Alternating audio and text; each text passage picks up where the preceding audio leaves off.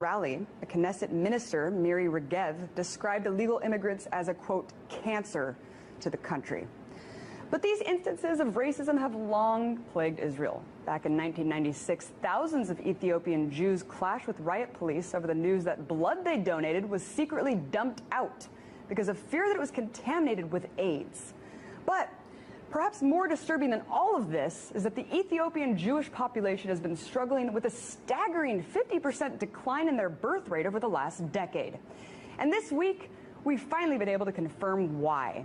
According to Israel news source Haaretz, the government has been injecting Ethiopian Jewish immigrants with Depo-Provera, a hormonal contraceptive, and they've been doing it without their consent or knowledge.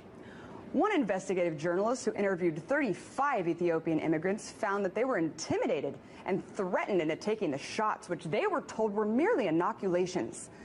Not only is this completely inhumane and despicable, it's also a complete violation of human rights and female sovereignty and making their own reproductive choices.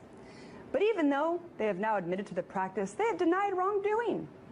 In light of this scandal, Israel's health minister now claims that gynecologists have been ordered, quote, not to renew prescriptions for Depo-Provera for women of Ethiopian origin if for any reason there's concern that they might not understand the ramifications of the treatment.